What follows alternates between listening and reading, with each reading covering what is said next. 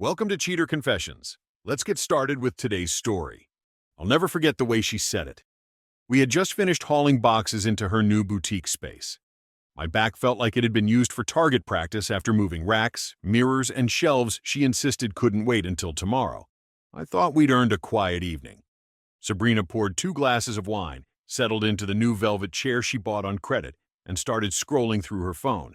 I sat across from her, rubbing the ache out of my shoulders, waiting for her to say something about the work I'd just put in. Maybe a thank you, maybe even just a smile. Instead, she laughed softly at something on her screen. "Look at this," she said, tilting her phone toward me for half a second. A photo of one of those trainers she followed online, flexing in front of a gym mirror. Before I could respond, she flicked to the next post and kept scrolling. That's when she said it, almost like she was commenting on the weather. "You know I'm only with you until someone better comes along, right?" I set my glass down slowly, watching her thumb move across the screen. "What did you just say?" She didn't even glance at me. "Don't get dramatic, Thomas.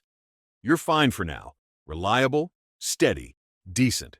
But you're not endgame material. I need someone with more drive, someone who can take me places. You work in IT support. That's safe, not inspiring." She said it like she was commenting on the weather. No hesitation, no guilt. I watched her for a full 10 seconds. My chest tightened, but I kept my voice level. "Fair enough." That got her attention. She blinked, finally meeting my eyes. "You're not mad?" "No. Thanks for letting me know where I stand." Her lips curled into a small smile. "See? This is why it works. No drama. You don't make a scene." She turned back to her phone. I sat there another minute, studying her like a stranger. 11 years together, and she'd reduced me to a placeholder, a seat filler in her life until a better option arrived. That night, I didn't argue. I didn't plead. I drove home in silence, showered off the sweat from moving her future, and lay awake. Not thinking about whether the marriage was finished, that decision was already made, but about how I'd end it without giving her the stage she craved.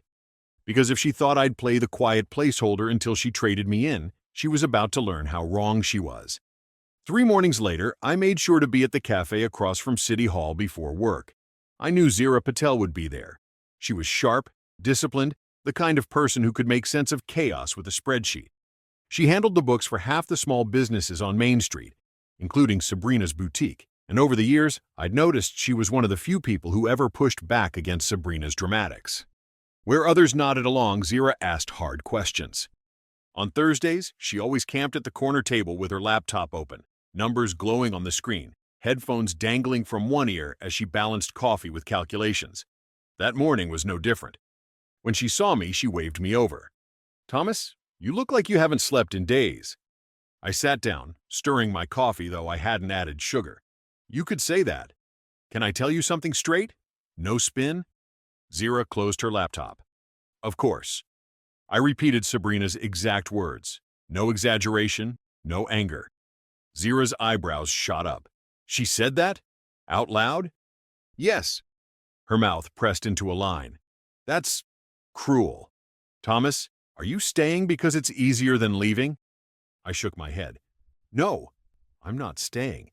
I'm thinking about how to step away without giving her a spotlight." Zira leaned back. "You've always been steady, but steady doesn't mean weak. Don't let her write the ending." Silence stretched between us. Finally, I asked, "Would you have dinner with me?" "Nothing complicated. Just dinner, as friends." She studied me.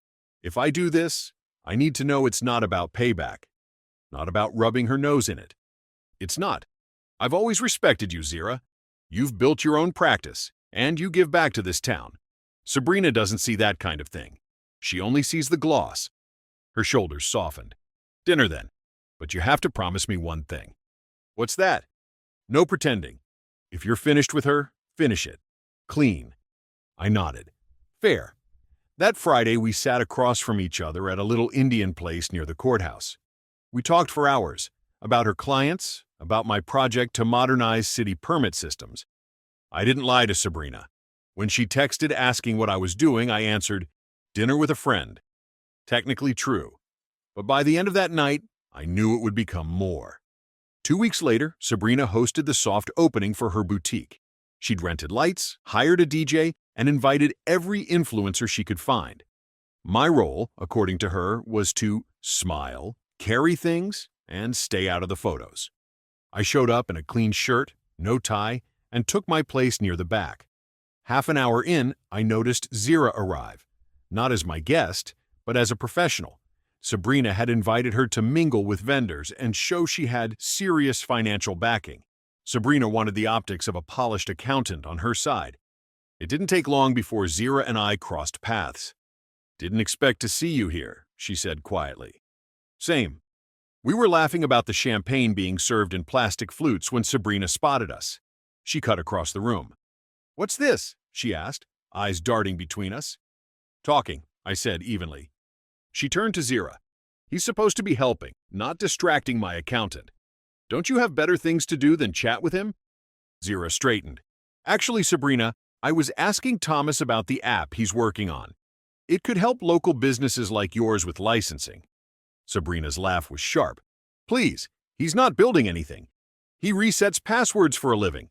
Thomas, don't embarrass yourself." The nearby guests went quiet. I kept my tone calm. "You're right. I do reset passwords. I also wrote the system that saved your online orders last month when your site crashed." Her smile tightened. "You're still temporary. Don't mistake stability for ambition." A couple of sponsors shifted uncomfortably. One of them whispered to Zira, then stepped away. That was Sabrina's problem. She never realized how loud she was until it was too late.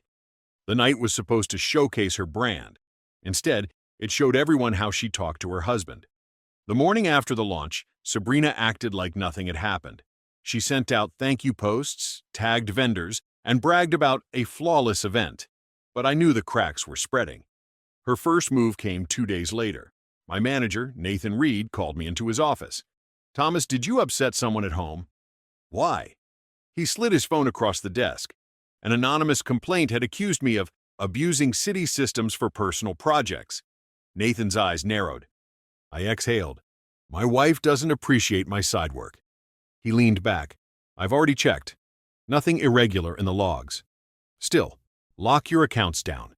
Treat this as a warning shot." The next strike hit Zira. She called me at lunch, voice tight. "You'll never guess. Someone filed a report claiming I falsify numbers for clients. The state board laughed it off, but I lost a day proving it wasn't true." "Let me guess. Sabrina?" "Who else? She's burning herself while trying to scorch us." Meanwhile, Sabrina turned to social media. She posted cryptic stories about betrayal, snakes in her circle, and men afraid of strong women. None of them mentioned me by name, but the subtext was obvious. I stayed quiet online. Instead, I changed passwords, shifted bills into my name, and froze our joint credit card. That night, she came home late, slamming the door. "Why did you cut off the card?" "Because you're charging dinners with people I don't know, and I'm not footing the bill." Her eyes flashed. "You think you're clever, Thomas? You think you can replace me? You'll crawl back when you realize you can't." I kept my tone steady. "No, Sabrina. I'm not crawling anywhere." She stormed into the bedroom, but the damage was already done. She'd shown her hand. She wasn't just careless anymore. She was actively trying to tear down anything connected to me. And for the first time, I realized she was scared. By then, I knew the marriage wasn't repairable.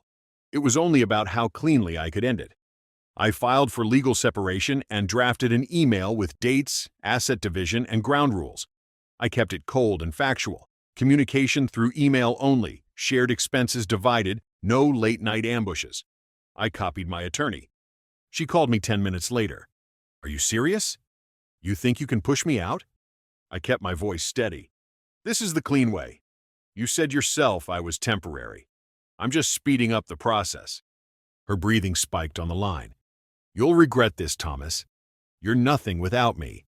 But momentum was shifting. Nathan had just greenlit a pilot test for my civic service app, something I'd been coding for a year in stolen hours. Zira introduced me to a group of local business owners eager to try it. For the first time, my work wasn't background noise. It was getting traction. I moved into the guest room and kept receipts for every transaction. Sabrina prowled the hallway at night, muttering loud enough for me to hear, but I didn't rise to it. One night, she cornered me in the kitchen. "You can't humiliate me like this. People will think I'm the problem. You told me I was a placeholder. Remember?" Her jaw clenched. "I didn't mean it like that." "Yes, you did. And now I believe you." She stormed out, slamming the door so hard the frame rattled. Every move from here would be quiet, deliberate. If she wanted chaos, she could scream into the wind alone. Zira had been asked to speak at a community seminar about small business finance. I went to support her. The room was full of shop owners and city officials, people who mattered for both her work and my pilot project. Halfway through her talk, the double doors swung open. Sabrina walked in wearing a blinding white suit, like she was stepping onto a runway. Heads turned. She marched straight down the aisle and pointed at Zira. "Everyone here should know she's trying to steal my husband and sabotage my business." The room froze. Zira kept her composure. "This is neither the place nor the time, Sabrina." "Don't act innocent," Sabrina snapped. "You think I don't know you've been meeting him behind my back?" She snapped at Zira, then turned on me. "And you, using my contacts to push your little projects?" I stood up. "Enough. Sit down or leave." She swung toward me, eyes blazing. "You're pathetic, Thomas. You think this side act makes you impressive? You'll never be more than background noise." A man from the front row cleared his throat. "Ma'am, this is a professional seminar. If you don't calm down, you'll have to step outside." Sabrina looked around, realizing people were recording. She tried to salvage it. "I'm just protecting what's mine." The organizer signaled security. Two ushers guided her to the exit as she shouted, "You'll regret this, both of you." The door closed, muffling her voice. Zira adjusted her papers, waited a beat, then continued as if nothing had happened. The crowd rewarded her with applause, not for the topic but for how she handled the ambush. That night, one of Sabrina's sponsors emailed me privately. "We can't be associated with this behavior. We're withdrawing support from her boutique." Her empire of optics had started to collapse. When her brother called me later, his tone was weary. "She's ignoring therapy, maxing out cards, burning every bridge. I don't know what else to do." I stuck to my plan. Keep it quiet. Let her set herself on fire while I walked out untouched. The legal separation moved faster than I expected. A month after the seminar, the papers were signed. We divided assets, closed joint accounts, and drew a hard line between her boutique debts and my savings. I left the apartment with 2 suitcases and a folder of documents.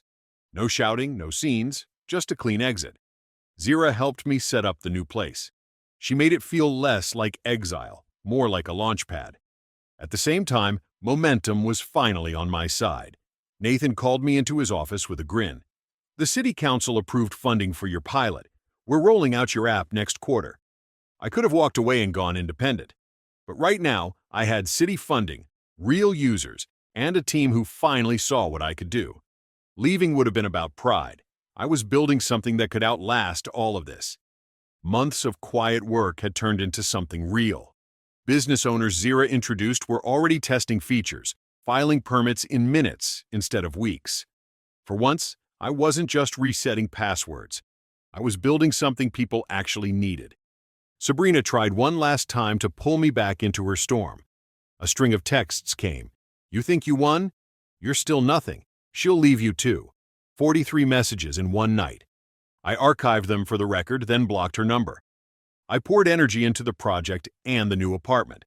I cooked, I coded, I slept without the weight of waiting for the next explosion. For the first time in years, my life felt like mine again. Sabrina had always thought she was holding the pen, that she could decide when the chapter closed. But by walking away without playing her game, I'd written my own ending. And I wasn't finished yet. 6 months later, life looked nothing like it had before. The pilot for my Civic app went live. Business owners filed permits online and contractors scheduled inspections without standing in line. For the first time in my career, I was on the front page of the local paper, not as Sabrina's husband, but as the lead on a city project. Nathan congratulated me with a handshake and a promotion. Zira and I were steady, not flashy, not rushed, just 2 people who respected each other and built from there. She helped me furnish the apartment. In quiet moments, I realized I wasn't rebuilding after a collapse. I was finally building for myself. "Sabrina?" She left town. Word spread she'd moved to another city to rebrand as a lifestyle coach. Her boutique shuttered after sponsors pulled out. The last text I got from one of her throwaway numbers read, "Enjoy your boring little life. I'm moving on to better things." I blocked it, like all the others. Back at my apartment that night, I opened a drawer and saw the old moving box label I'd kept. In Sabrina's handwriting, it said holding pattern. I smiled, folded it smaller, and tucked it away. I wasn't anyone's holding pattern anymore. I was proof that sometimes the best revenge isn't loud or messy or cruel. Sometimes it's calm, deliberate, and permanent. She said she was only with me until someone better came along. I said, fair enough. And then I became better, without her. Thank you for watching.